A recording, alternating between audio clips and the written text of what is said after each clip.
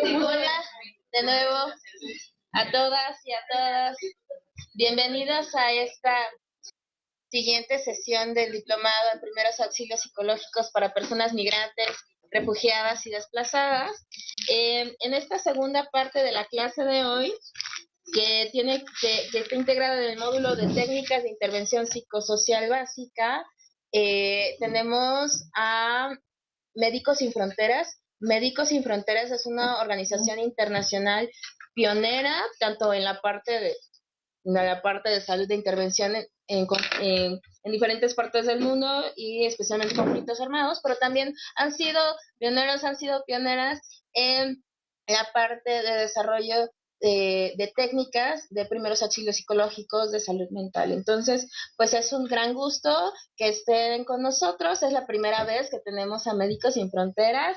Esperemos que sea la primera de muchas otras veces que estén con nosotros. Y yo les voy a presentar rápidamente a Carmen Rodríguez. Ella es referente de salud mental de Médicos Sin Fronteras acá.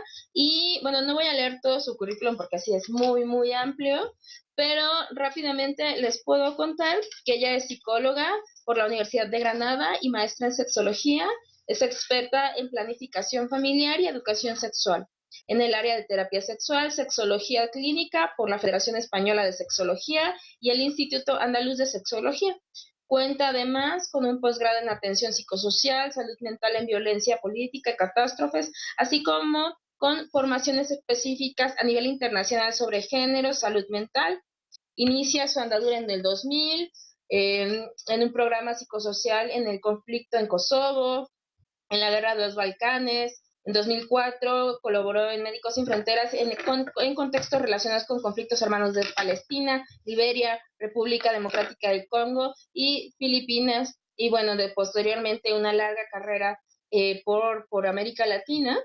Y pues como les contaba, actualmente es referente de salud mental en Médicos Sin Fronteras. Muchísimas gracias, Carmen, por estar hoy con nosotros. Gracias a vosotras y a vosotros por darme la oportunidad de estar aquí. Espero que el que podamos nosotros regresar no sea solamente un deseo de nosotros, sino también un deseo vuestro, que cubramos las expectativas que necesitéis o que tengáis. Como bien ha comentado, yo solamente hago una mención súper breve a lo que es Médicos Sin Fronteras. ¿Hay alguien que ya lo conoce? ¿Lo conocéis todos? ¿Todas? Entonces no paro mucho, para que vamos a hablar de las cosas que ya sabemos, ¿no? Bueno, solamente un poco hablaros de que somos una organización humanitaria, médica humanitaria, y esto marca un poco nuestros tipos de intervenciones, porque al contrario que otro tipo de organizaciones internacionales, nosotros trabajamos con las personas y no trabajamos con los estados. Es decir, nuestro objetivo es aliviar el sufrimiento de la persona o de los individuos, y como si para eso tenemos que trabajar con el Estado, no es que nos neguemos, pero no es el objetivo central el fortalecimiento de las instituciones o el fortalecimiento de los países. Por eso nuestros tiempos de intervenciones no son largos, son periodos cortos que luego se convierten en largos, pero inicialmente siempre tenemos nuestro concepto de intervención como una intervención en crisis, es decir, llegamos a un sitio donde no hay la capacidad y la posibilidad de que se esté abordando lo que nosotros pensamos que la población necesita y que lo que la población piensa que necesita, ¿no? Entonces ahí es cuando empezamos un poco a intervenir, ¿no? Que por eso los tiempos, ¿no? Bueno, fue fundada en Francia, tuvimos el Premio Nobel de la Paz por la intervención en Kosovo, en la guerra de los Balcanes, y principalmente actuamos en 4 escenarios, que son los conflictos armados, las víctimas de violencia social y exclusión, las víctimas de epidemias y endemias y las víctimas de catástrofes naturales. Entonces ahora estamos aquí en México. ¿Qué es lo que hace Médicos Sin Fronteras en México, no? Como veis, estamos en diferentes puntos del país, y estos diferentes puntos del país lo que están reflejando es los lugares donde nosotros pensamos o creemos que nuestra aportación es más valiosa, tiene un valor agregado. Pero todo lo que veis ahí, que ahora os explico un poquito brevemente qué es lo que hacemos, tiene un hilo conductor que es la violencia. Entonces, bien, dependiendo de la población que sea objeto de intervención, va a cambiar un poco la metodología que utilicemos, ¿no? Pero tenemos el trabajo con personas migrantes o refugiados, sería Tenosique, estamos en Tenosique, estamos en Ciudad de México, estamos en Guadalajara y estamos en Coatzacoalcos ahora mismo, que lo acabamos de abrir, por eso no sale en el mapa. En Acapulco y en la zona de Tierra Caliente, o sea, de Guerrero, Tierra Caliente, zona norte y centro, estamos con trabajo también de violencia, son dos proyectos diferentes, y en Reynosa también se está trabajando el tema de. Sí, sí, por eso me parece que es importante ponerlo, explicar por qué, quiénes somos y por qué estamos en México, ¿no? Que muchas veces no todo el mundo lo tiene tan evidente de qué hace Médico una organización internacional en un país donde se supone que el sistema de salud funciona y que tiene profesionales y que todo está en funcionamiento, ¿no? Entonces, la realidad es que para cierta población sí, pero para otra población no funciona, ¿no? Entonces ahora nos vamos aquí a concentrar en el proyecto, o no tanto el proyecto, pero sí que me voy a focalizar en lo que es el tema de población transmigrante, que es como se llama nuestro proyecto, aunque la población engloba, es mucho más global, pero así es como lo tenemos puesto en nuestros marcos. Y la razón de ser de que yo esté aquí es porque me invitaron para que os contara y os hablara de sesión única. Antes que empecemos, estamos en un diplomado de primer auxilio psicológico. Entiendo que ya tenéis un camino y que ya tenéis cosas bastante avanzadas, ¿no? De lo que es la necesidad de atención psicológica, pero me gustaría un poco que hablásemos un poco de cómo veis vosotros la importancia de un abordaje psicológico a la población que estamos ahora, a la población migrante y refugiada. ¿Qué pensáis? ¿Por qué? O por qué tenemos que dar atención psicológica y por qué tenemos que dar atención psicológica. Claro que sí, es importantísimo la atención psicológica en cualquier situación en que se encuentre. Definitivamente está en un estado vulnerable y requiere ayuda y apoyo. Considero eso y bueno, cuando están en situación todavía más grave en cuanto a salud, pues para poderlos analizar en este caso. Considero que es importante por los procesos, eh, todos los procesos que viven, que han vivido en los entornos de los niños, o de donde, o todos los procesos que los conllevan desde que salen hasta su destino, ¿no? Son procesos bien difíciles, bien distintos, y que luego hay hasta un choque entre el mismo contexto que ellos traen con lo que se está viviendo. Por eso la importancia.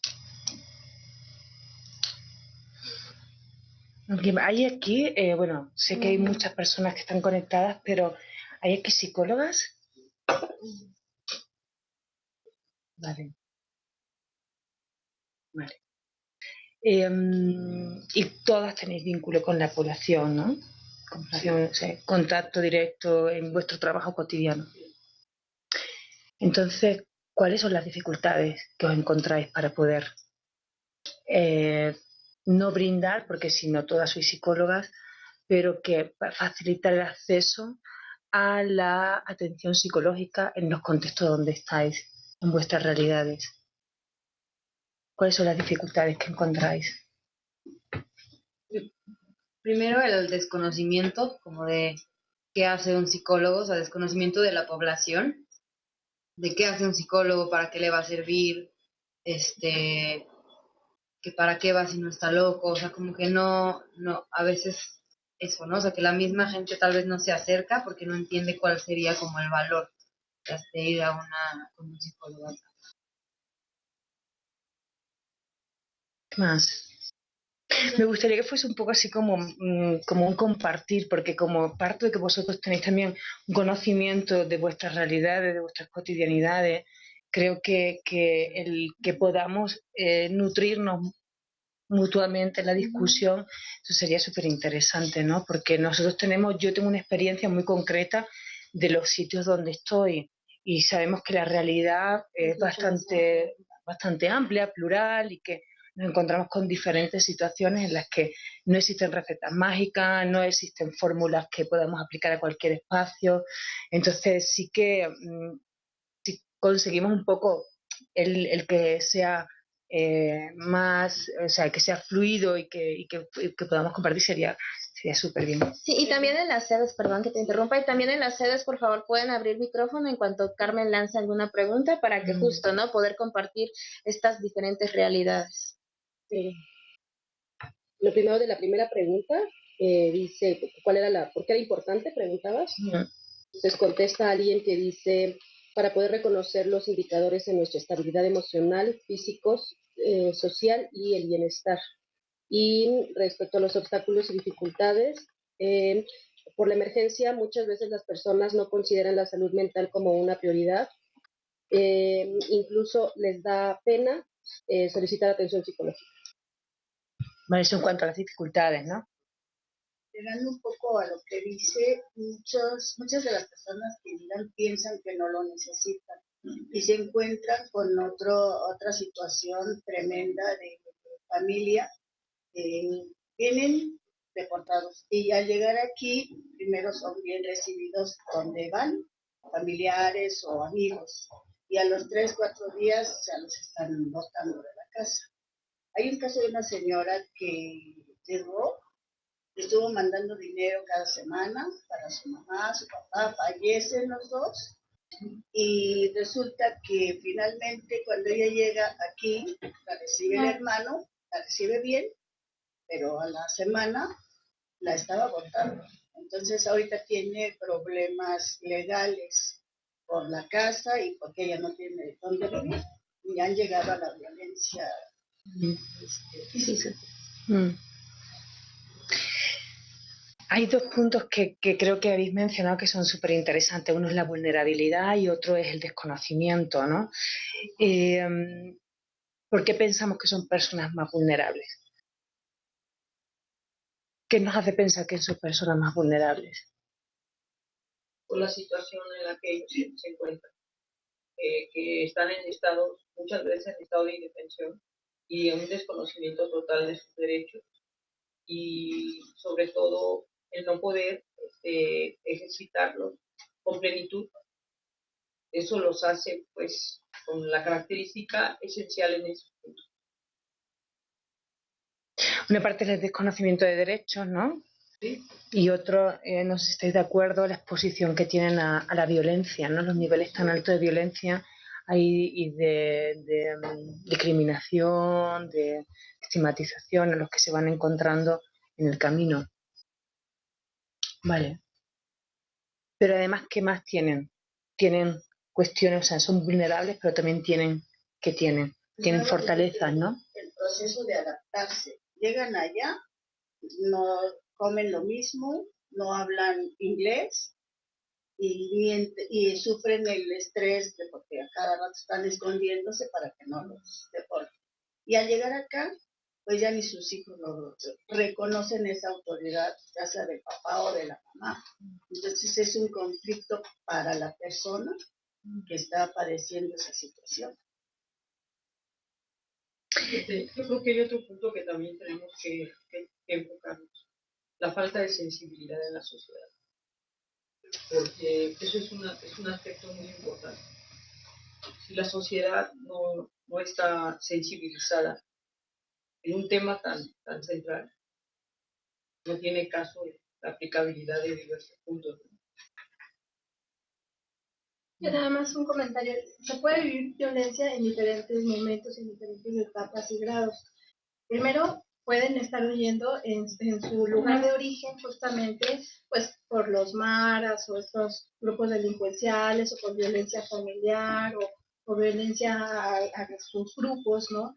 en el proceso de este camino para llegar a su destino, que muchas veces puede ser México o otras veces Estados Unidos, sufren justamente como otro tipo de violencias, ¿no? La discriminación, la violencia de las autoridades, abusos sexuales, la trata de personas, muchos delitos, ¿no? Y cuando llegan, como comentaba mi compañera, justamente, ¿no? El enfrentarse también a este miedo de que sean capturados, pero además a todo lo que se les viene encima, ¿no? Que es adaptarse y justamente poder subsistir con estas herramientas. Entonces, por eso creemos que sí son vulnerables, porque al final de cuentas sufren diversos tipos de violencia en el camino.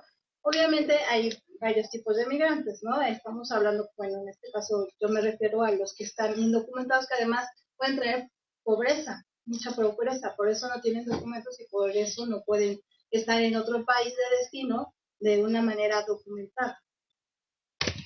Sí, está bien que hayas hecho esa definición, porque es verdad que hay una gran variabilidad entre las personas que deciden salir de sus países, que pueden ser millones los motivos, ¿no? Y que realmente, por ejemplo, nosotros muchas veces nos quedamos solamente fijados en aquel que sale por la violencia, que vive en deprivación en su país de origen y que después está expuesto a un montón de situaciones que lo vulnerabilizan por su estatus, por sus condiciones. Pero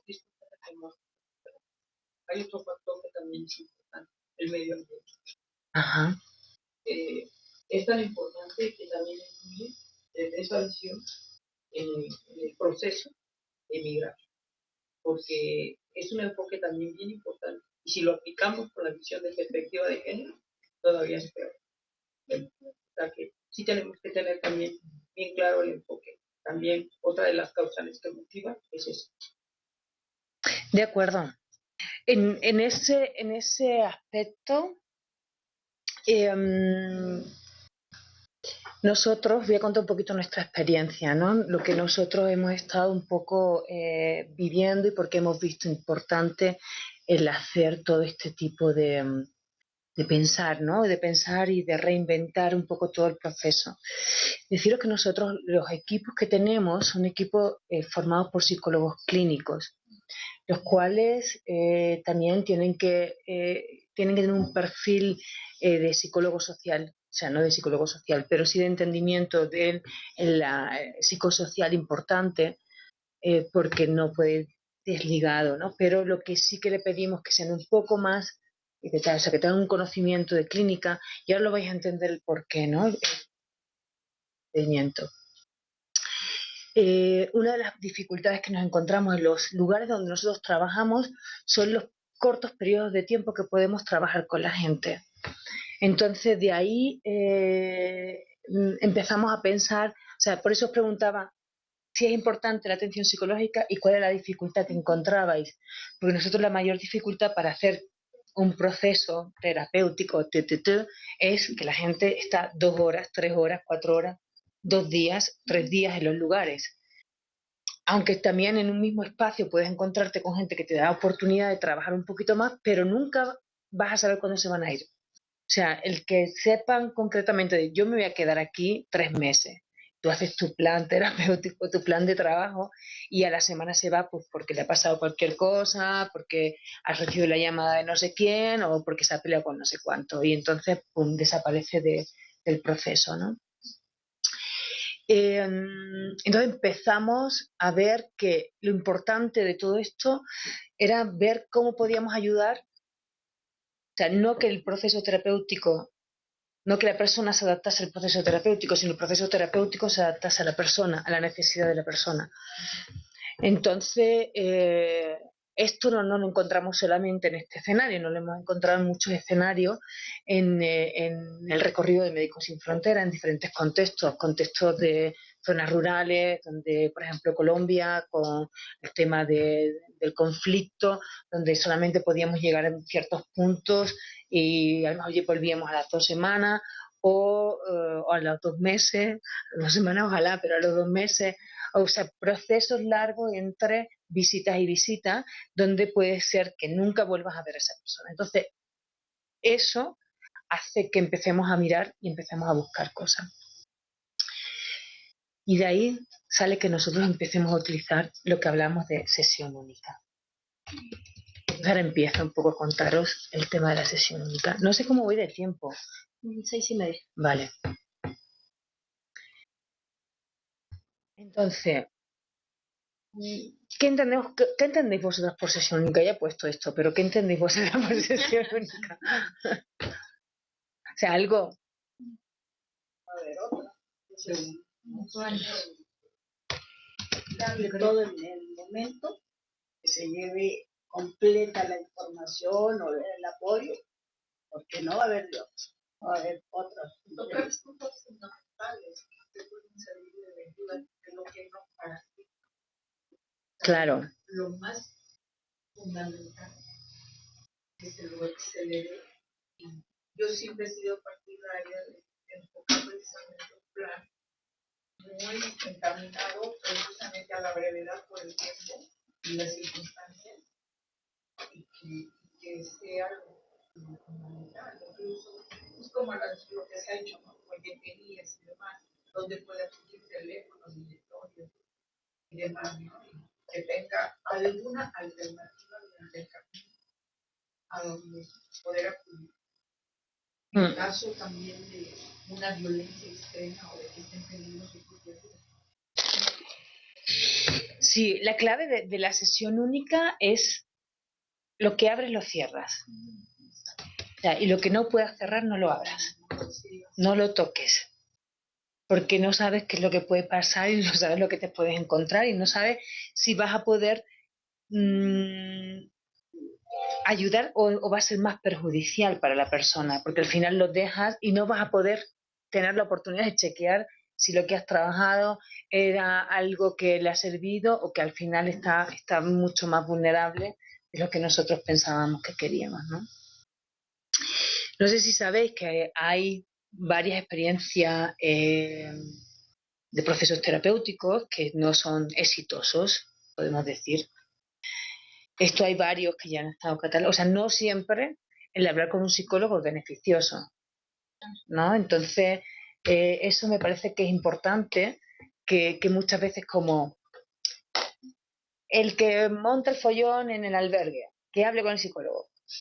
El que está todo el rato con conductas un poco más desbordadas o desbordada, que nadie sabe un poco qué hacer, ¿no? O sea, que no se mueve de la cama, que hable con el psicólogo. O sea, en ese caso yo diría que sí, que le hablase con el psicólogo, pero por ejemplo que tiene problemas con alcohol o que tiene problemas con la droga o con diferentes tipos de sustancias, que hable con el psicólogo.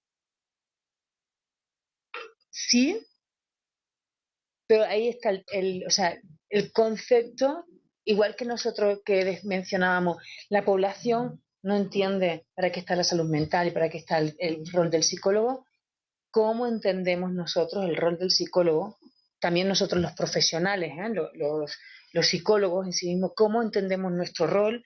Y si realmente somos personas que podemos resolverlo todo o somos personas que creemos que tenemos la capacidad para, bueno, pues para ser los que resuelvan todos los malos situaciones de convivencia, de agresividad, o sea, también eso es un poco invitar a la reflexión, pero todos, ¿no?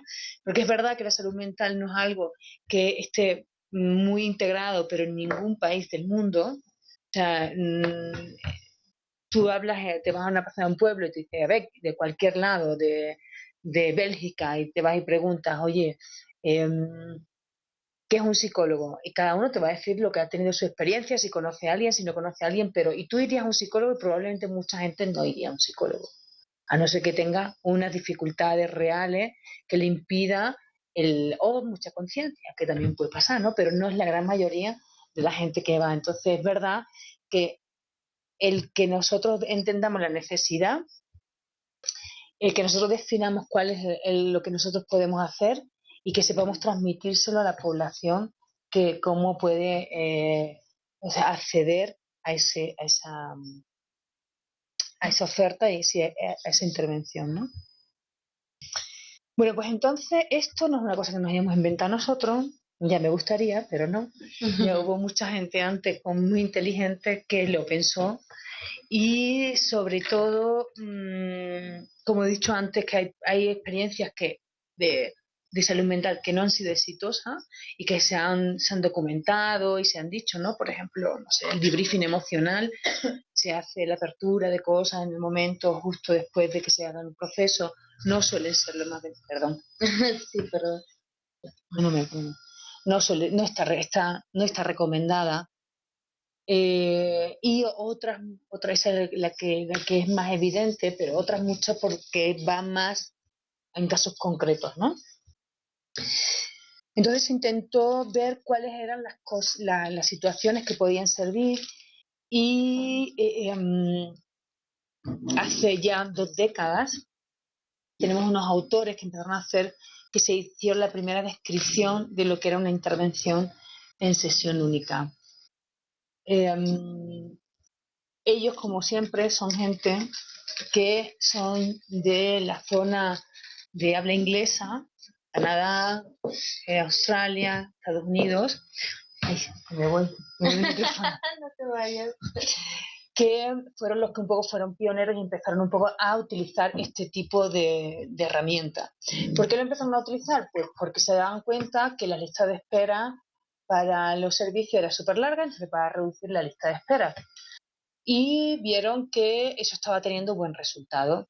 El problema, cuando hablo de buen resultado, el problema de la sesión única es súper importante porque es muy difícil hacer un estudio del impacto, por la propia definición. O sea, tú eliges hacer una sesión única porque tienes la probabilidad de que vuelvas a ver a la persona es muy baja. Entonces es un poco lo que la persona te reporta en el momento en el que cierras, ¿no? Entonces eso es lo que te va dando un poquito más y luego los estudios que va viendo con aquella población que es más población estable, como por ejemplo estos que hicieron en estos países, que sí que era más fácil el volverlo a contactar. Pero por ejemplo nosotros, una persona que vemos en Tenosique, le aplicamos una sesión única, es súper difícil luego volverla a encontrar para saber, oye, ¿te sirvió, no te sirvió, cómo fue? Entonces, eso es una de las grandes dificultades que tenemos con la sesión única, ¿no? Pero aún así, hay estudios y hay investigaciones que lo trabajan y que lo avalan, ¿no? Una de ellas, voy a decir un poco que el marco teórico, no hay un marco teórico fijo. Es decir, no hay alguien que diga, esta es la estructura de la sesión única encajonada, ¿no? Sino todas las diferentes modelos han ido siguiendo y han ido adaptando sus procesos a ir reduciéndolo para poder tener la mayor efectividad. Yo voy a dar una serie de fases que ahí caben todo tipo de modelos que tú puedas hacer. O sea, no es exclusivo ni de la cognitivo-conductual, ni de la sistémica, ni enfocada en la resolución de problemas, ¿no? Sino es algo mucho más, podemos decir, ecléptico, o sea, algo lo que entra en muchas cosas, ¿no? Y se van nutriendo de las diferentes herramientas y modelos terapéuticos.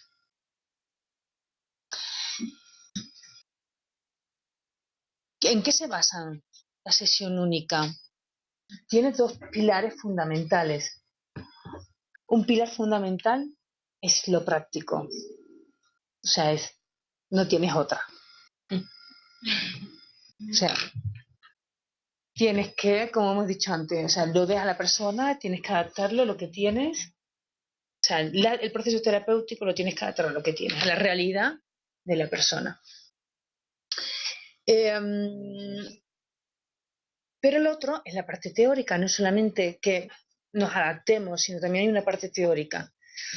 Esta parte teórica se basa en que hay diferentes investigaciones que hablan de que los grandes procesos terapéuticos se hacen los grandes cambios o mejoras en las sesiones iniciales.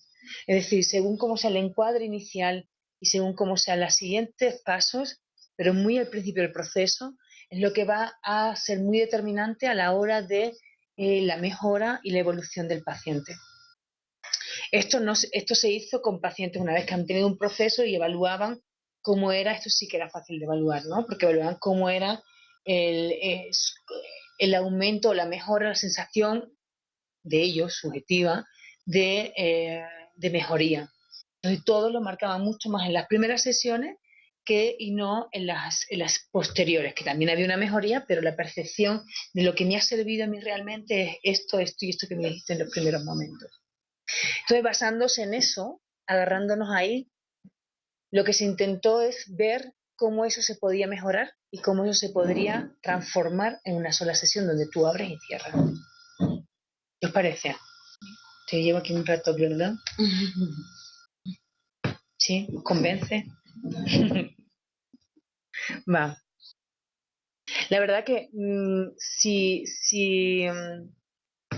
conseguimos ubicarnos en el contexto, es muy fácil entender que tienes que hacer algo, tienes que inventarte algo, porque la realidad te lo marca, ¿no? Entonces, Yo tengo una pregunta, yo no soy psicóloga, pero ¿qué pasa si tú planeas para una sesión y de repente resulta que sí hay más?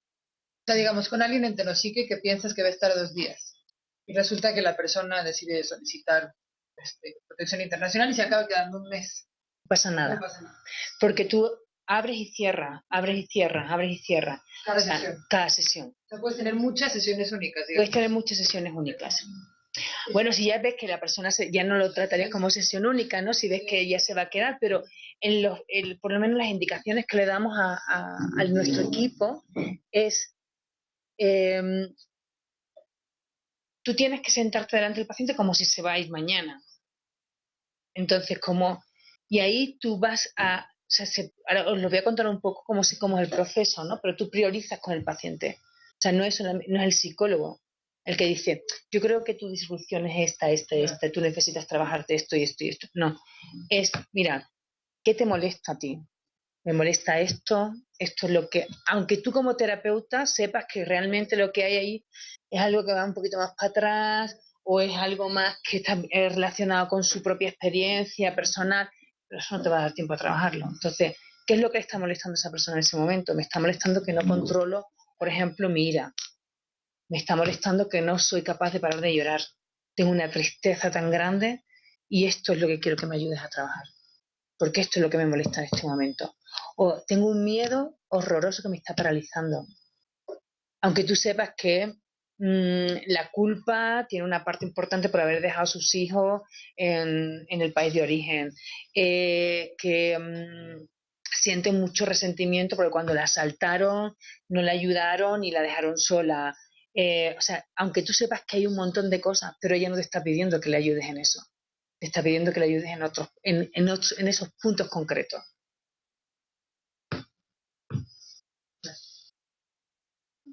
Sí. Oye, pero yo creo que viendo el análisis que estás señalando, yo considero que también tiene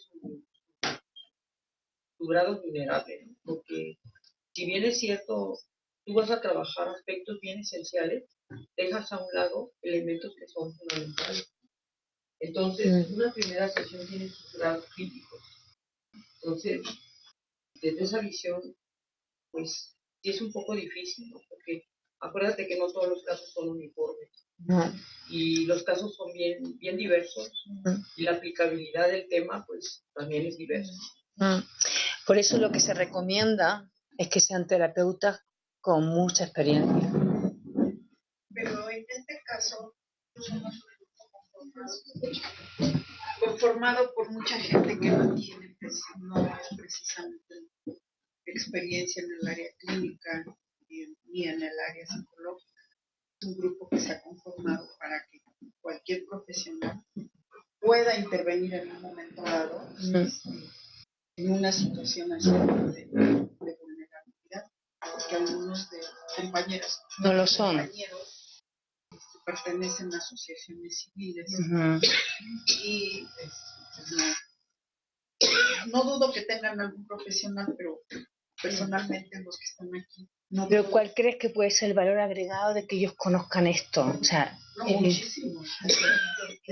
Claro, porque no es que ellos lo apliquen, o sea, los que no son terapeutas que no es que lo apliquen, pero sí están en grupos de toma de decisiones donde pueden hacer inferencia, decir, mira, pues sí que existe esto, ¿por qué no ponemos o lo canalizamos a tal psicólogo? Porque sí que sabemos que puede tener un impacto en la vida de esa persona. O sea,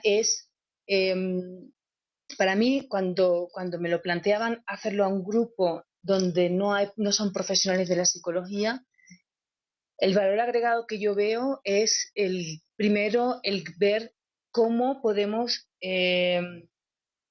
por un lado, desmitificar el proceso terapéutico, o sea, que no tiene por qué ser sesiones largas, no tiene por qué ser un proceso o sea, porque hemos pasado de si no tenemos las condiciones no lo damos y hay intermedios, hay opciones intermedias que tú puedes hacerlo. Luego es verdad como bien dice, hay muchos grises, hay zonas, pero también nosotras sabemos como terapeutas que en la terapia normal hay muchas grises, ¿no? Y que tú tienes también cosas que si el paciente no quiere trabajarlo, no lo vas a trabajar, aunque sean súper evidentes ¿no? Pues para nosotros, ¿no? Entonces, para mí que esto o sea, esté accesible, que todos lo conozcamos y lo manejemos, el valor que tiene es que, por ejemplo, si vamos a ver un presupuesto y nos dicen, no, es que nos dicen los donantes, o no sé cómo funciona, pero no, porque las personas no están el tiempo suficiente para hacer un proceso.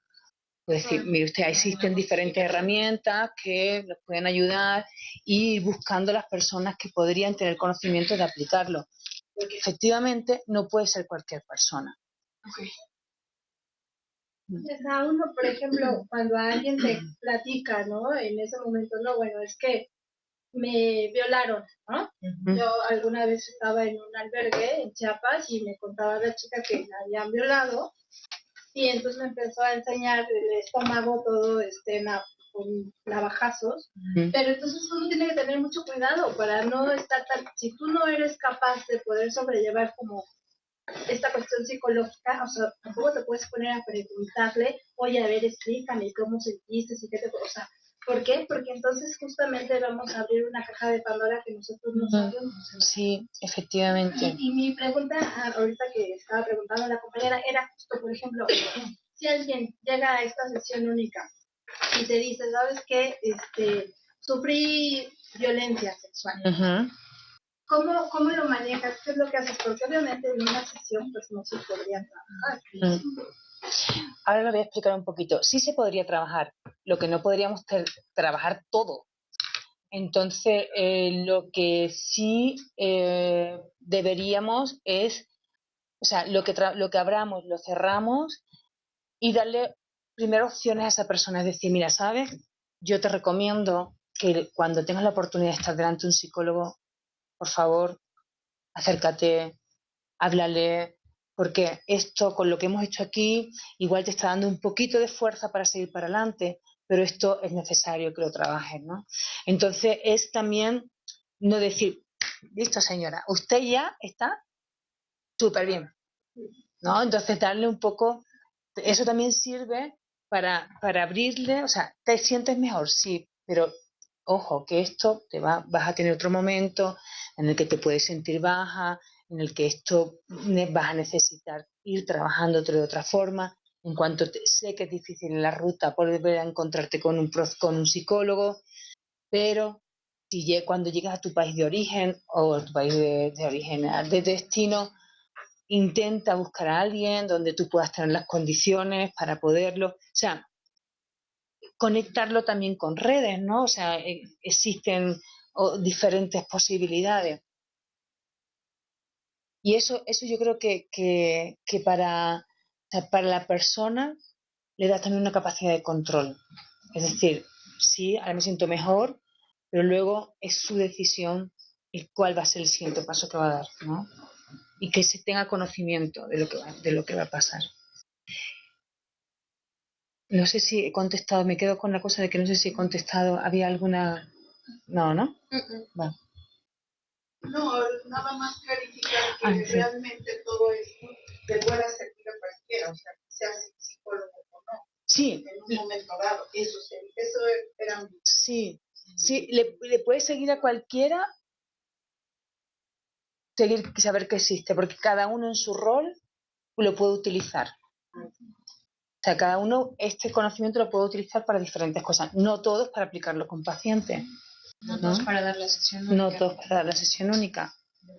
Y ya sé lo que perdón, cuando dice yo he estado delante de una mujer que no que acaba de decir que ha sido violada, me enseña la barriga, ¿qué hago? Pap. Bueno, ella sí estaba, de hecho, ya en un proceso terapéutico, ya podía tratar, pero era como un ejemplo, ¿no? Vale. Pero ¿qué podéis hacer vosotros, no? En ese caso, pap, o sea, contener y no, porque el pap es ese, es no entrar más, sí, que quedarte en lo que tú puedas aportarle a esa persona para un poco regularizarla, estabilizarla, ¿no? Aquí pongo un poco la diferencia entre sesión única y PAP, que lo que nos va a marcar un poco es que las dos están buscando casi lo mismo, ¿no? Que es una respuesta al sufrimiento, es un apoyo que se le brinda a la persona, es evaluar las necesidades o preocupaciones, es buscar los niveles de afrontamiento, los mecanismos de afrontamiento, evaluar el riesgo. Lo que va a determinar es el nivel de profundidad.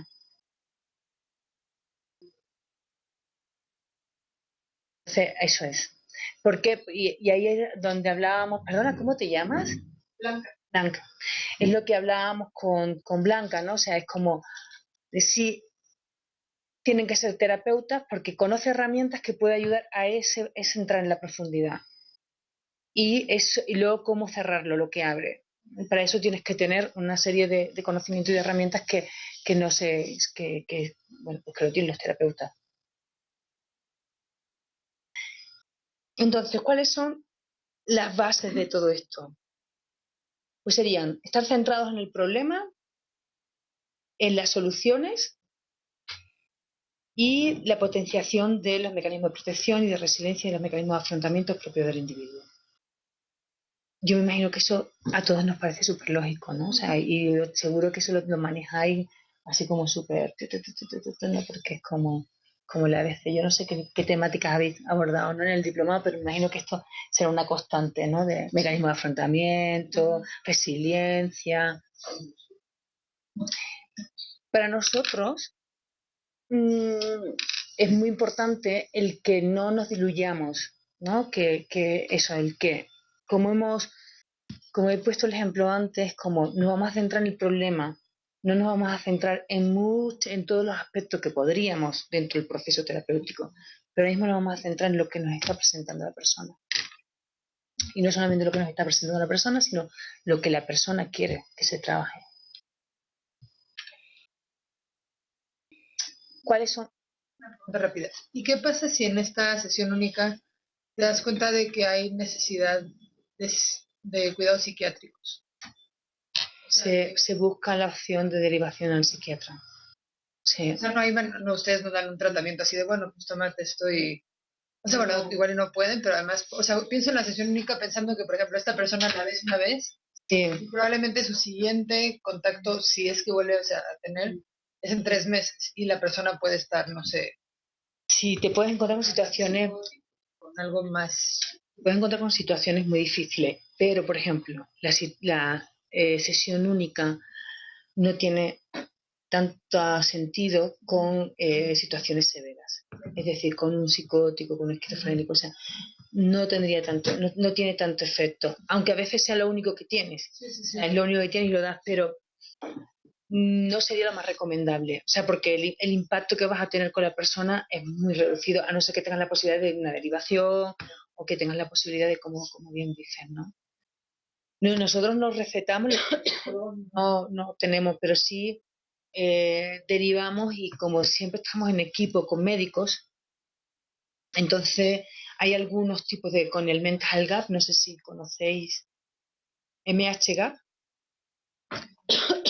Eso lo cuento así muy rápido, no tiene nada que ver con la sesión única, pero es algo que es como una guía para que los médicos de atención primaria puedan recetar medicamentos psiquiátricos en ciertos trastornos, con ciertos trastornos, ¿no? Entonces, como es una guía de la OMS que la verdad que es intentar, lo hicieron para intentar quebrar la brecha que hay entre la disponibilidad que hay de una atención psiquiátrica para todo el mundo. Entonces lo que se acercó es eso, a que el médico de atención primaria pueda identificar signos y pueda recetar una serie de fármacos. Bueno, ¿cuáles son los criterios para decidir el uso de la sesión única? Son los siguientes, ¿no? Esto ya lo hemos estado un poco hablando, ¿no? Sería, ¿cuándo lo vas a utilizar? Cuando es población flotante, o sea, como la que nos encontramos.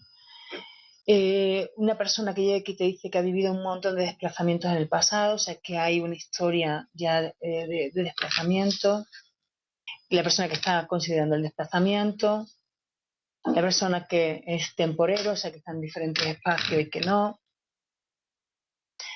Esto no lo encontramos mucho en otros contextos, que es gente que, a pesar de que no se va a mover todo esto, pero por las condiciones en las que viven, no es fácil llegar al punto donde tú vas a encontrar y te lo va a decir. O sea, te llega y te dice, yo no puedo volver a venir porque no me dan permiso en el trabajo, porque no tengo quien dejar a los niños, porque bla, bla, bla, bla, bla. O porque voy de paso, ¿no?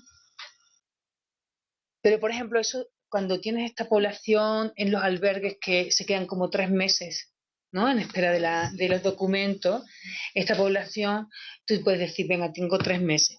3 meses que puedo trabajar con ella y puedo hacer un espacio. Pero si ya te está diciendo, mira, es que yo voy a salir a buscar trabajo. Mira, es que, ¿sabes qué? Que cuando llego estoy tan cansada que no me da tiempo y tengo que estar con mis hijos.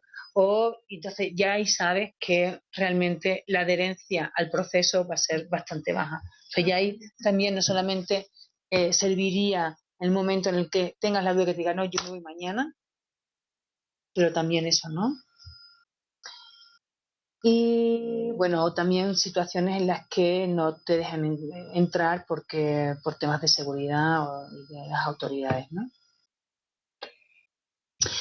Nosotros, una cosa que nos he explicado al principio es que he empezado directamente a hablar de psicólogo clínico, he empezado directamente a hablar de consultas individuales. Nosotros, en nuestra forma de trabajar, le llamamos SMAPS, que es salud mental y actividades psicosociales y acciones psicosociales, porque no solamente creemos que no solamente es lo que tú trabajes con el paciente dentro de la consulta, sino tienes que también tener un trabajo fuera, con la convivencia, con la sociedad, o sea, todo lo que es el aspecto psicosocial, ¿no? Entonces, esto, a lo mejor una persona ha llegado a consulta única, perdón, pero ha escuchado las charlas de los peligros en el camino y además ha ido a una sesión de grupal de conflicto y hoy hay, o sea, ya eso también va uniendo, o sea, es algo que se combina y que va fortaleciendo la mejoría de la persona, ¿no? Esto es un poco los factores de personalidad que también los salgo un poco, ¿no? Lo que es todo cuando tú estás viendo que la persona no tiene las características, no tiene el compromiso para seguir para adelante con el proceso, pues entonces también la opción de la sesión única, ¿no? Y me quiero parar un poquito. No sé si os hace sentido estos perfiles con lo que estáis, o sea, lo que he hablado hasta ahora, con vuestra realidad, de vuestras intervenciones, de vuestro contexto. Y no sé si la gente de los otros lados. Una pregunta. ¿Cuál sería el tiempo mínimo que se requeriría para aplicar la sesión mínima? Porque en el caso de mi compañera, por ejemplo, que va al aeropuerto, si ya cuenta con muchos entonces sería para el interés es que ella tenga una, ¿qué podría ser? Idealmente, no menos de 1 hora. No menos. Normalmente suele durar un poco más. De hecho, en la recepción de las personas migrantes, no hablo con ellos en ese momento. En ese momento solo bienvenido a tu país, hola, bla, bla, bla, cómo te sientes, cómo estuvo tu vuelo. A veces sonríen, a veces no. Y le doy mi teléfono y mi nombre para que me llame cuando ya llega a tu casa, relájate, ya que estés seguro de lo que vas a hacer, me llamas. Y sí me llaman. Es hasta que vienen a la oficina que me siento con ellos y entonces sí platico. Y ahí sí tienes tiempo. Sí. Y bueno, te platican una infinidad de casos y cosas increíbles. Te suelto. Sí, pues ahí podrías contar con las condiciones apropiadas como para poder aplicar una sesión única. Aquí en ese punto, por ejemplo, si la persona tiene más necesidad de trabajo, que no tiene para comer, y se da cuenta o sabe o está consciente de que sí requiere el apoyo psicológico, pero requiere tener para cómo manejar eso. Pues ahí tiene que ser un acuerdo con él y con la persona que va a atenderlo, de cómo pueden hacer uso de la imaginación y la creatividad para combinar las dos cosas. Posiblemente la persona llegue súper cansada, no son los mejores momentos, tendrá muchas preocupaciones, pero si la persona verdaderamente siente que va a tener una mejoría yendo a una atención psicológica, tendrían que hacer un esfuerzo los dos, tanto manejo de horarios, que si es un horario en la noche o antes de que salga el trabajo o el horario de comida, fines de semana. Ahí sí que habría que ser flexible, porque si la demanda está, pero ahí no aplicaría una sesión única, ahí aplicaría un proceso terapéutico, ¿no? Porque tienes la posibilidad. Una persona especialista en el tema. O no, porque por ejemplo ahí quizás las necesidades dependerán del nivel de aceptación que tenga y todo eso, ¿no? Porque a lo mejor con una persona que esté entrenada en herramientas de consejería, si no es una afectación muy grande y lo que está necesitando es un acompañamiento, podría recibir una persona que no sea un especialista, ¿no? Que no sea un terapeuta, en un proceso largo, ¿eh? La sesión única sí que es un proceso más, o sea, necesita, por la característica en sí misma, sí necesita que tenga unas herramientas y contar con un proceso.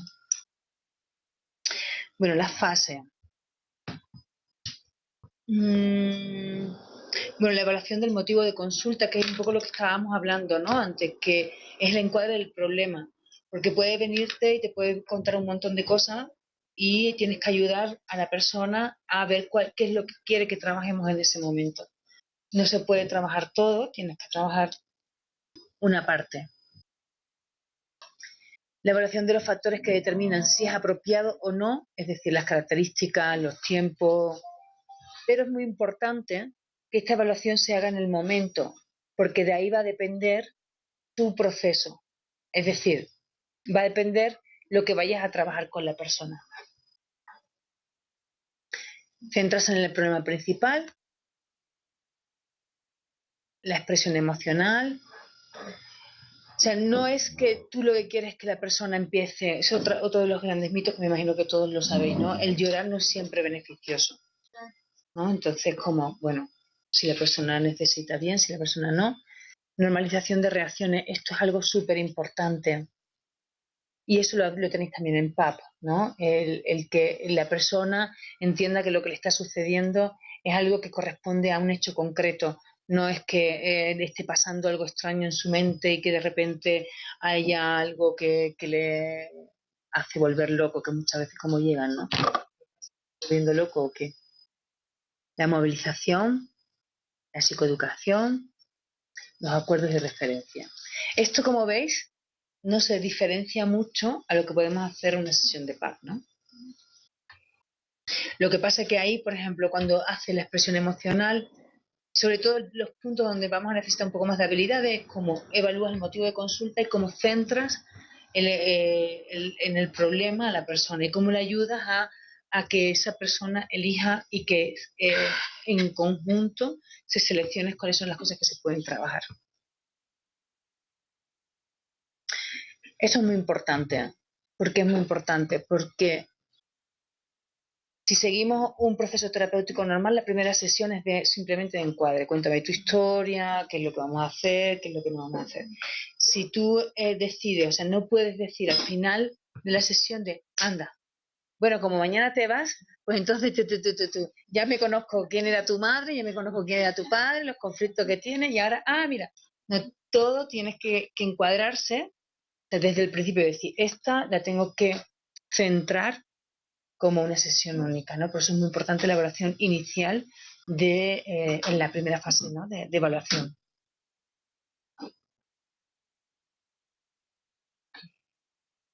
Bueno, lo que he estado hablando durante todo el rato, es que durante todo el rato hablo siempre de lo mismo, son como 3 conceptos que se repiten y porque me parecen súper importantes. La parte de que este proceso, lo que se diferencia de un proceso tradicional o largo, es que el paciente en el principio del principio es súper activo. Es decir, el rol que toma la persona que tienes delante es muy, muy, muy activo. O sea, no es tan... es muy participativo en su propio proceso, desde el inicio. Porque normalmente en el proceso terapéutico tenemos un primer encuadre donde nosotros nos vamos haciendo una imagen, donde vamos sabiendo, vamos evaluando, pues ponemos, identificamos cosas y después ya preguntas, ¿no? Ya hay otra parte aquí desde el minuto cero, casi, ya le estás pidiendo a la persona que se integre de otra forma, ¿no? En el proceso. Bueno, si la mejora y los problemas severos, la evaluación de los múltiples niveles, ver el problema elegido, esto de se debe de acordar de forma mutua, y lo que he estado también diciendo antes, ¿no? Si tú como persona que está delante identificas otras cosas y no te va a dar tiempo a trabajarla, no la menciones, ¿no? Es como, esa información no la va a necesitar. La información que va a necesitar es, estaría bien que volviese a ver a una persona, porque estaría bien que tuviese un seguimiento, pero no, mira, ¿sabes? Pues esa relación que tenías con tu madre tienes que trabajártela. O con tu marido, yo creo que ahí tienes que manejar otro tipo de cosas, ¿no? Ese tipo, que eso, así no se hace en el proceso terapéutico tampoco, ¿no? Pero es verdad que vamos a cerrar siendo conscientes de que hay cosas que trabajarías, pero que no lo vas a trabajar. Sí. Yo creo que por eso es bien importante lo que yo te decía. El hecho de estar como en primera persona en este caso con el migrante o con la persona que está. Por eso tiene sus aristas. Si bien es cierto también, por eso yo sigo insistiendo en la importancia que reviste en tú al tener esa primera intervención o ese primer contacto y que de allí la importancia que reviste de que tú tengas el conocimiento, no tienes que ser terapeuta, pero sí tienes que tener un conocimiento porque no todos los temas los vas a poder abordar y tú tienes que saber cerrar en qué momento se tiene que cerrar y en cuáles. Sí, totalmente de acuerdo. Sí, sí. ¿Algo más? ¿Sigo?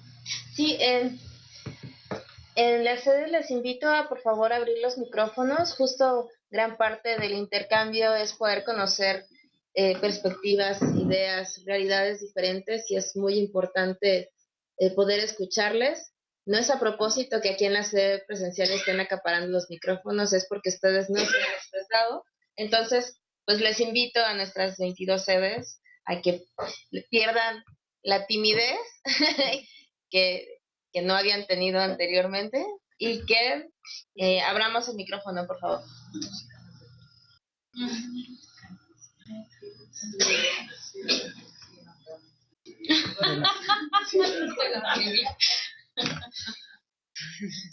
Con la bufanda de... Ya, de hace rato. Bueno, la intervención debe centrarse en las posibilidades reales en lugar de las situaciones ideales. El desarrollo de la base en las particularidades de cada caso, centrarse en el futuro, no en el pasado, reconocer que los cambios requieren reorganización y reestructuración, tener en cuenta la fase de desarrollo del caso y el ciclo de la vida individual y familiar, potenciar los recursos disponibles, centrado en el problema, y una cuestión muy importante es, bueno, ¿qué más? Es centrarse en el aquí y el ahora. Yo me imagino que vosotros, con la población en los albergues y cuando interactuamos con ellos, es verdad que tienen unas necesidades muy concretas en esos momentos, ¿no? Aunque después sí que cuando puedes interactuar más con ellos, es verdad que puedes sacar muchas cosas, ¿no? Pero en esos momentos cuando se dirigen a ti, cuando se acerca, es como eso, tengo miedo porque me acaban de asaltar, no quiero salir porque creo que me están esperando, con mi hija ahí le han mirado y ya no quiero exponerla, o sea, cosas muy concretas y que muchos también vienen con pasados complicados y que muchos están con futuros muy inciertos, ¿no? Entonces, eh, esa parte del aquí y ahora, que es bastante importante en muchos procesos, aquí se convierte en bastante vital, ¿no? No sé si fuera posible realizar un ejercicio de alguien que tenga alguna experiencia y que quisiera abordar a partir de la sesión única. ¿Se podría? Yo tengo aquí algunos casos preparados. Lo que pasa que no los tengo ahí como ahí guardados en el fondo de la presentación porque sabía que no todos sois terapeutas. Entonces tampoco quería hacer algo que no se sintiese la gente tan implicada. Igual que creo que es lo que puede estar pasando en los otros espacios, ¿no? Pero en algo muy sencillo, lo cotidiano, lo que sucede todo el tiempo cuando llega una persona a atenderse en cualquier institución o agrupación, ¿no? Podría ser, sin que sea todo un caso, ¿no? Bueno, podemos un poco, si alguien tiene algún caso, porque si algún caso que crea que puedan aplicar y que lo analicemos. Sí, más bien, acá me están diciendo que como la sesión anterior estaban todos así, fluyendo. ajá, entonces, más bien, todavía no regresan a la realidad. Nada. Que si la realidad le regresa mañana, me rebotan la pregunta. No Oye, tengo una pregunta, sí, pero no es lo mismo, también influye mucho el lugar en donde se encuentra la persona. No es lo mismo en un albergue que en una estación migratoria. No, claro que es lo mismo. ¿Por qué? Porque acuérdate que las estaciones migratorias te dan vejaciones muy graves. Los albergues, no en todos, está la situación diferente.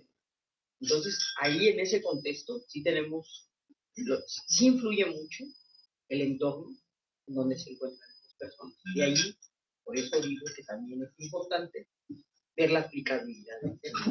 Ustedes, ¿qué tanto? Porque yo sé que, por ejemplo, en las situaciones migratorias es muy difícil tener el acceso para la atención, ¿no? O sea, entonces, ahí los inconvenientes, ¿no?, que se tienen para los grupos poblacionales que se encuentran en los diversos centros. Por eso hay que hacer un buen análisis del contexto. Por eso no se puede quedar solamente en lo que, o sea, no se puede aplicar en todos los casos y hay que ver en cuáles se está exponiendo. Porque, por ejemplo, una sesión única es una sesión individual. Yo no sé qué tanto se puede hacer una sesión individual en una estación migratoria. Yo, por ejemplo, lo veía en el mapa, donde ustedes lo tienen su sitio, ¿no? Y, por ejemplo, en el estado de Guerrero, que es uno de los estados más rojos, tú la tenías en Acapulco, la tenías en otra zona. Arcelia. Esa es una zona... Lentita la Pues ahí hacemos sesiones únicas. Sí. Pero lo hacemos en un contexto de clínicas móviles. Entonces vienen las personas con su médico y el médico la canaliza al psicólogo. Entonces también es verdad que el contexto, o sea, nosotros, por ejemplo, en albergues tenemos el médico o la trabajadora social, que o ellos mismos o los voluntarios son los que canalizan al psicólogo, ¿no? Normalmente, o en las charlas donde se abre y se informa de los servicios que hay, pues hay también muchos de motus propios llegan y piden atención psicológica. Pero es verdad que, por ejemplo, efectivamente, antes nosotros teníamos intervenciones a pie de vía y ahí nos dimos cuenta que no era un sitio para hacerlo, porque no puedes, o sea, la gente no está con la capacidad de sentarse ni de hablar, entonces es también mucho ensayo, o sea, mucho ensayo-error, o sea, tú puedes llegar con esto y decir aquí puede funcionar y después te das cuenta que no funciona, ¿no?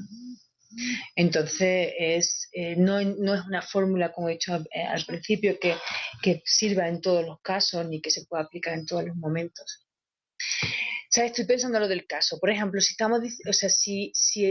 alguien quiere compartir algún caso, perfecto, ¿no? Pero tampoco es como estamos diciendo que tiene que ser terapeuta, mucha gente no se va a sentir cómoda a la hora de arrojar información sobre eso.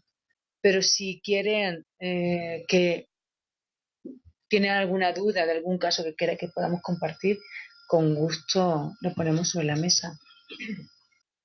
Yo sigo y si vosotras. O si tú, por ejemplo, tienes algún ejemplo. Sí, yo vi algunos casos en el seguro de desempleo. Me llegó un señor en una ocasión que estaba llorando literalmente y que, pues, yo respetuosamente solo guardé silencio, lo dejé que llorara y posteriormente le dije que si me podía acercar a ponerle la mano en el hombro. Y sí lo permitió y después quiso que lo saludara, pero sí, terminando de llorar, me dijo que estaba desesperado, que no sentía ninguna alternativa, porque le habían robado llegando, porque se estaba durmiendo en el quicio de una puerta junto al aeropuerto, porque no tenía ningún documento ni un dinero en el bolsillo y que se sentía totalmente desamparado. Y era un señor con preparación académica, que tenía una profesión en Estados Unidos, que lo habían deportado y que se había sentido tremendamente afectado porque lo habían esposado como un criminal, le habían quitado sus documentos, le pusieron harapos para deportarlo y lo trataron en forma totalmente inhumana. Digo, yo en ese momento ni modo de decirle, oye, pues ve a derechos humanos a reclamar, ni mucho menos. Me dijo, yo necesito ahorita comer, eso es lo que necesito. Necesito dinero para sacar un acta de nacimiento, porque en este momento no sé ni quién soy. O sea, si me detiene cualquier autoridad, aunque soy mexicano, no tengo con qué probar que soy mexicano. Ya finalmente, poco a poco van regresando a nuestras muy sedes, bien. Entonces tenemos una participación desde nuestra sede en San Andrés Cholula. Muy bien. ¿Pueden abrir el micrófono, por favor? Listo. Sí, digo, Pero, por ejemplo, ese ejemplo me parece muy interesante porque sí, un segundito solo porque eso, ¿qué sería? ¿Una intervención en PAP o sería una intervención en sesión única? Bueno, sí pude yo continuar un poco con él porque platiqué en 3 ocasiones más. Lo cité y le dije, mire, en este momento lo único que le puedo decir es que hay alternativas y bueno, lo primero es que usted se vea a sí mismo, que fue capaz de llegar a Estados Unidos, que fue capaz de comprar una casa, formar una familia, que usted tiene habilidades y recursos de los que puede echar mano, no está tan indefenso porque se tiene a sí mismo y sus propias habilidades. Usted no puede esperar el 100% de los demás en este momento. Y estas son sus habilidades, porque usted me ha contado que llegó a Estados Unidos, que hizo un negocio, que hizo una familia, entonces usted trae un bagaje de fortalezas que le van a servir ahorita. Qué bueno que lloró, que somos seres humanos, que está sintiendo, perfectamente válido, pero en este momento vamos a parar de llorar y vamos a actuar, ¿de acuerdo? Y el señor estuvo en perfecta. Y lo cité para 3 ocasiones más, y en este momento el señor ya se trajo a su familia y ya me fue a dar las gracias, me fue a pagar un dinero, y está bien. Dice, ya le dije, tiene que ir a un servicio profesional para tratar esto porque esto tiene secuelas. Usted vivió un estrés postraumático, estuvo detenido por lo menos 4 meses, fue maltratado, fue humillado, su autoestima quedó muy, muy vulnerada, muy dañada. Hay que reconstruirla. Entonces, pero sí tiene habilidades, ¿no? Básicas. Y bueno, pues entre todos los compañeros le dimos para que fuera al comedor comunitario, no había comido en 2 días, y pues y se fue un poco fortaleciendo poco a poco. A la cuarta vez que me fue a dar las gracias, yo vi a otro hombre, total. Digo, no creo que haya sido tanto por mi trabajo, sino porque únicamente lo acompañé y le hice ver que él sí tenía fortalezas, que él sí tenía de dónde echar mano y que él podía apoyarse. Ahora sí, ¿podemos dar la palabra a Puebla? Sí. Bueno, ya además ya se notó Morelia y ustedes ya hablaron mucho, entonces ya no los salimos del... Gracias, adelante Puebla. Hola, buenas noches. Muchas gracias por darnos la oportunidad de participar con una experiencia que tuvimos y la verdad creo no poder ayudar a la persona en ese momento como aquí nos los plantean, ¿no? Llegó la mamá de una migrante que está en Estados Unidos, en donde ella estaba embarazada en ese momento, pero ella tenía un grave problema de salud por la anorexia. Los médicos le habían dicho que, bueno, pues no podía salir de ese embarazo exitosamente porque ella no se dejaba que le hiciera una transfusión de sangre. Entonces, la persona que acudió con nosotros fue la mamá, aquí en Puebla. Su preocupación era, uno, su hija está ya en un estado grave de salud. Otro, la señora que está en Estados Unidos, la enferma, tiene 3 hijos de diferentes papás, son menores de edad. Ante ese diagnóstico, aquí la abuela está muy desesperada, no sabe qué hacer, ella no tiene documentos para ir a apoyar a su hija no se quiere dejar ayudar para la transfusión de sangre. Bueno, lo único que hicimos aquí fue pues darle la asesoría y el apoyo para hacer el trámite de sus documentos. En este caso nada más fue su pasaporte, porque posteriormente ya, bueno, estábamos al pendiente de cómo estaba su hija en el hospital y demás.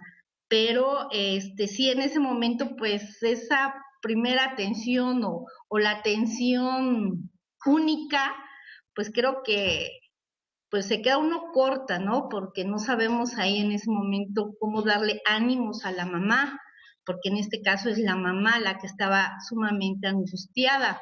Afortunadamente este caso pues tuvo un final feliz, la hija pudo salir adelante de este embarazo y bueno, pero el problema ahí sigue, la mamá de los pequeños pues no se quiere regresar, pero bueno, eso ya es otro tema. En este caso, pues saber usted cómo nos podría asesorar en estos casos, qué es lo que nosotros debemos de hacer, porque ciertamente nos sentimos pues imposibilitados a poder apoyar un poco más a las personas. Mi pregunta es, ¿teníais psicólogos cerca en el equipo? No, tal vez aquí a nosotros, que si ahorita está un psicólogo cerca. No, en el momento del caso.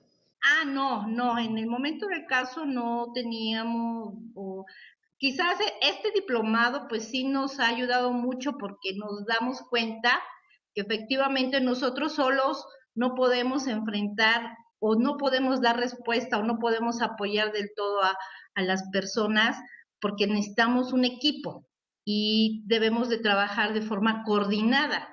Pero bueno, afortunadamente ahorita pues yo me doy cuenta de estas situaciones en las que pues sí debemos de buscar apoyo y asesoría con las otras instancias dentro de pues de esta institución, que sería del ayuntamiento, ¿verdad? Sí, o sea, mi recomendación es que ante estos casos canalizarlo hacia un psicólogo que vosotros tengáis la confianza de que conoce a la población, que está sensibilizado, que les va a atender bien, que porque no todos cuentan con esas capacidades, que conoce la temática. Y si no, sí que tendríais trabajo de hacer problemática, eso es disponible, que eso a veces es complicado. Pero si vosotros tenéis las herramientas terapéuticas, verdaderamente lo que habéis hecho pues probablemente ha sido lo mejor que habéis podido hacer. O sea, si tenéis momentos de paz, cuando la persona está un poco aquí en el momento, el acompañamiento, seguro que eso tiene un peso y un valor y que no hay que menospreciarlo. O sea, simplemente cuando vosotros veis esa capacidad, esa posibilidad que vosotros tenéis, no está siendo suficiente, identificar los momentos que debéis de canalizar hacia un psicólogo. Pero eso sería lo interesante. Lo interesante es que vosotros conozcáis cuáles son vuestros límites en el acompañamiento y cuándo deberíais de canalizar hacia otro profesional. Porque no es que no podáis acompañar, o sea, sí que seguramente lo estáis haciendo súper bien, tenéis herramientas y tenéis experiencia y tenéis conocimiento. Lo que hay que delimitar cuáles son los cada uno puede hacerlo bien. Pues muchas gracias por la respuesta y la asesoría, y ya esto nos da un panorama más amplio en el futuro. Muchas gracias. Una cosa que quiero decir, cuando los psicólogos, si no son personas que están en vuestro equipo, tenéis que hacer un trabajo previo de sensibilización con las personas que son externas al contexto, porque muchas veces los revestimos por ese lado. Entonces tenéis que poner en marcha mecanismos que disminuyan al máximo la seguridad de sensibilización con el tema. Sí, muchas gracias. Y finalmente le voy a dar la sede. Le voy a dar la palabra a nuestra sede en Morelia, Michoacán. Adelante, por favor. Muchas gracias y muy buenas noches. Pues bueno, nosotros desde acá de la sede de Morelia tenemos un caso. Habemos aquí algunos que trabajamos en la Secretaría del Migrante y desafortunadamente no manejamos un área de atención psicológica. Pero entonces el caso, nosotros atendemos también constantemente a personas que buscan localizar a sus familiares en los Estados Unidos, que intentaron cruzar, que desaparecieron y demás.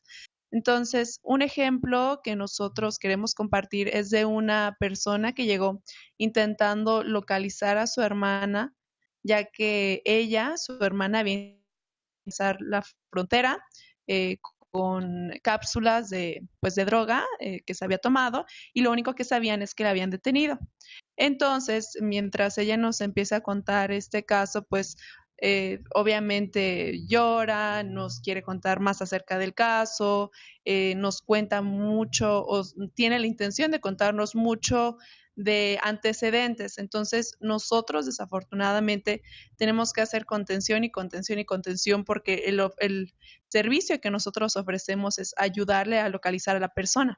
Entonces, aquí en mi duda sería cómo podemos apoyar o cuál sería una recomendación que nos pudiese brindar para nosotros no solamente ignorar, por así decirlo, todos los detalles, sino encontrar alguna manera de también apoyar al familiar que busca pues apoyo tanto pues en la localización de su hermana en este caso y pues bueno que también vemos que va en una situación psicológica un tanto difícil.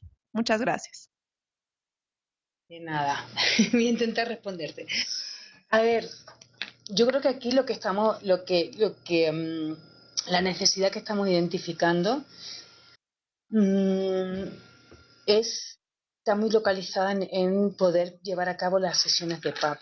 Es decir, si tú tienes personas que están desbordadas, que tú las contienes y después le ayuda, o sea, no preguntar, o sea, no entrar, no profundizar no significa no preguntar. Tú puedes preguntar para ver cuáles son sus recursos personales, cuáles son las redes que tiene de apoyo, puedes ir centrándote en todos esos pasos que se recomiendan sin tener que entrar en zonas donde no puedes salir. Es verdad que eso es muy ambiguo porque vas a estar con el miedo de, uy, ¿cuál es la zona donde no puedo entrar? No, porque yo creo que el sentido común aquí es uno de los grandes aliados. Entonces, cuando tú ves que hay cosas que ahí no vas a saber cómo manejarlo, y tú estás con una sensibilidad, con una capacidad de empatía, con unos conocimientos, porque por eso te estás formando, un querer conocer más y profundizar, estoy segura que ese sentido común irá cada vez más direccionado hacia el sentido común que necesitamos. Pero yo aquí lo que haría es los pasos del PAP, tener tu red de canalización cuando tú puedes, cuando tú ves que no puedes abarcar más, y ahí canalizarlo al profesional. Pero sí puedes preguntar. Claro que puedes preguntar por sus fortalezas, puedes preguntar por lo que él tiene, por cómo sale para adelante, qué otras experiencias ha tenido similares, que él se ha sentido igual y cómo lo ha superado. O sea, hay cosas que sí que se pueden preguntar, no solamente contener, no solamente hacer que no llore o no hacer que no grite. O sea, que por cierto, es solo una pregunta que dice aquí, que por qué digo que no es beneficioso llorar.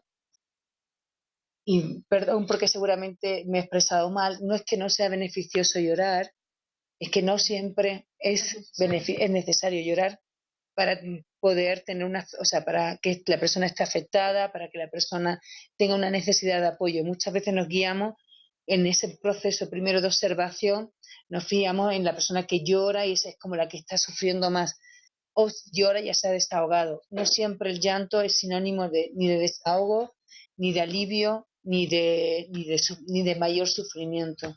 A eso me quería referir, no sé si... Ya, va. Uy, pues nada, yo creo que... Muchas gracias. Ay, perdón. Lo demás es un poco, ya lo hemos estado hablando, ¿sabes? Que ha sido un poco lo que hemos ido hablando de los puntos negativos, no resaltarlo, centrarnos en la fortaleza, centrarnos en el problema, ser muy directivos, que eso aquí es algo muy interesante, porque como tienes muy poco tiempo, no puedes dejar a la persona divagar. Yo me acuerdo cuando yo estaba con mi madre, iba al campo, entonces tienes que volverlo a centrar en el punto, ¿no? Porque ahí el tiempo, o sea, es uno de los momentos donde el proceso tiene que ser más directivo. Y bueno, y eso, y remarcar que siempre queda lo que hablábamos, ¿no? Que siempre queda la puerta abierta para una segunda consulta. Cierra, pero si la persona, porque lo que está sucediendo mucho en muchos contextos es que, vale, yo vengo aquí porque tengo una angustia muy fuerte porque he visto a mi agresor cuando ha abierto la puerta. Lo trabaja, siente el alivio y eso dice, bueno, más o menos lo manejo, pero dentro de una semana resulta que me he peleado con mi compañera de cuarto y entonces eso me ha alterado un montón y entonces eso ya quiero que me ayudes a controlarme, porque he roto cosas, porque me he peleado con el voluntario, porque al final me van a echar y no quiero que me echen. Entonces es otro problema, otra problemática, y que va a volver la persona y es otra sesión, ¿no? Listo. Pues aquí ya estaba lo de los casos, pero era por un poco tener cartas debajo de la mesa por si acaso nos quedábamos sin conversación. Y nada, solamente agradeceros y espero que haya quedado más o menos claro. Si no, siempre abrir la posibilidad de si hay preguntas que no han sido algo que surgen después, que siempre me podéis contactar. ¿Yo puedo hacer una amiga? No. No, sí. No, nada más a ver si hay una duración más o menos para la sesión única. Y bueno, pues muchas gracias por contarnos esta experiencia que a lo mejor, o sea, sirve saber que existe, no porque la vayamos a hacer, porque esta es más bien una acción puntual dentro de una estrategia más grande que tiene Médicos Sin Fronteras, que como nos decías, es esto, pero también es lo psicosocial y es con objetivos en zonas, ¿no? O sea, no se trata de que ya lo copiemos, sino entender que hay como opciones en el menú, Eso ¿no? es. Entonces está muy bueno, muchas gracias. Y pues sí, sería bueno luego ya verlos en acción algún día. Ah, pues sí. Claro que sí. Yo ya leí los estudios de caso. No los has estudiado en la presentación. ¿Cómo? Yo ya leí los estudios de caso que nos está compartiendo Carmen. Por favor, accedan a la presentación que va a estar, ya está arriba. Y vale muchísimo la pena que los lean para poder conocer los diferentes contextos y muchos de ellos tienen que ver con lo que cada una de ustedes hace. Entonces, pues muchísimas gracias Carmen, fue muy ilustrativa esta sesión, nos faltó tiempo, entonces vamos a anotar esto para la siguiente edición. Muchísimas gracias, un fuerte aplauso. Pues nada, nos vemos el próximo lunes. El próximo lunes no hay sesión de diplomado porque es el 20 de noviembre y es Día de la Revolución. La sesión que está en su calendario es el 21. Entonces es martes 21 en línea y de 6 a 8 y el miércoles para la antepenúltima sesión de diplomado. Gracias. ¿El sábado qué nos vemos? ¿El sábado?